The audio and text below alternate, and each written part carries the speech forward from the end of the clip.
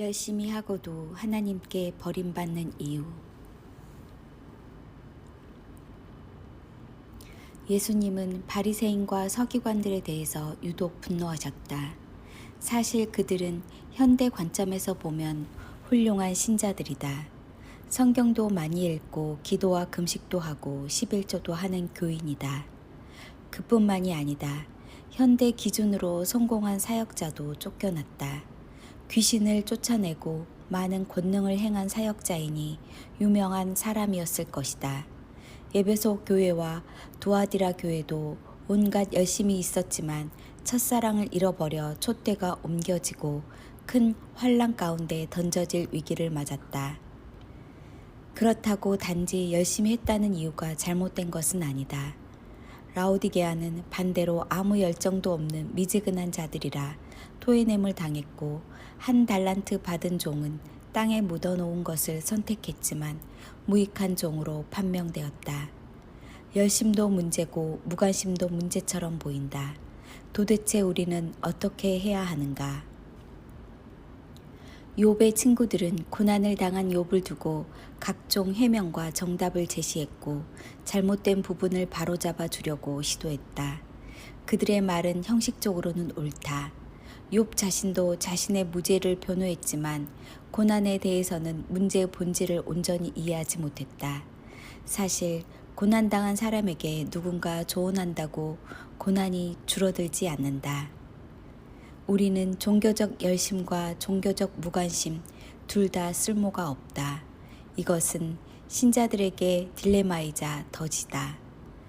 평생 열심히 믿는 신자들이 주님께 버림받는 상황은 극단적 비극이다. 무엇이 문제인가? 이 상황에 접한 신자들은 경건의 경계선에서 방황하고 의심하고 때로는 좌절하고 항변한다.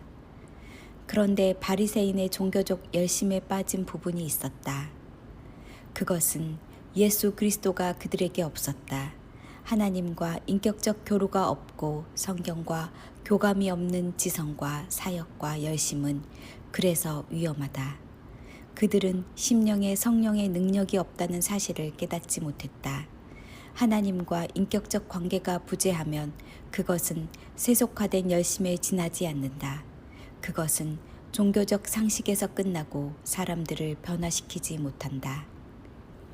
10처녀의 비유에서 5처녀는 기름이 떨어져서 등불이 꺼져갔다.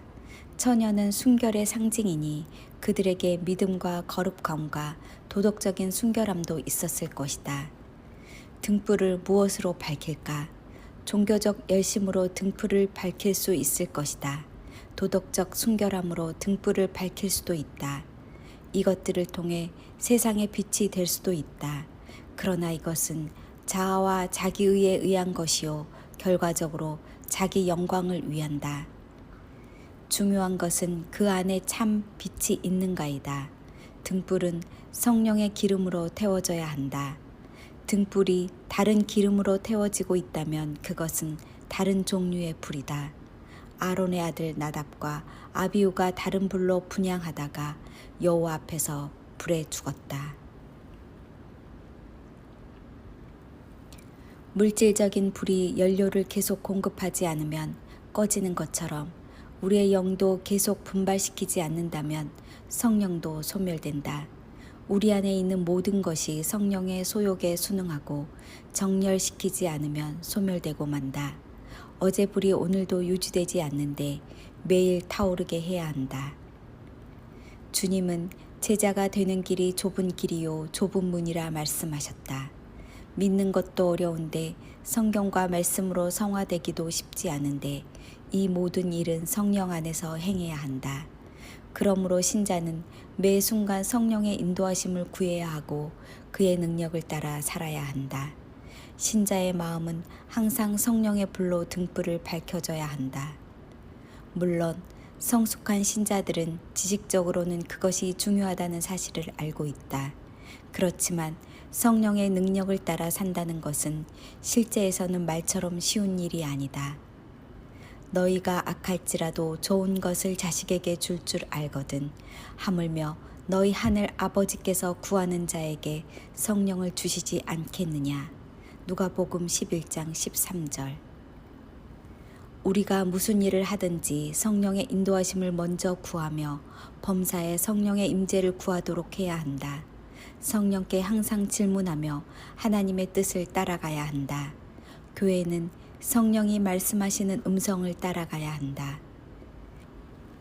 우리의 열심은 모두 주님으로부터 나와서 주님의 영광을 위한 것이어야 한다. 내 영혼의 지성소와 하나님 외에 그 어떤 것도 위치해서는 안 되는 일이며 내 심령의 제단에는 성령의 불이 타오르고 있어야 한다. 우리가 깊은 교제로 그분을 추구할 때 성령께서 우리를 그분과 깊은 연합 상태로 이끌어 가신다. 온 마음을 다해 하나님께 감사하며 주님의 높고 아름다우신 이름을 찬양합니다. 아멘.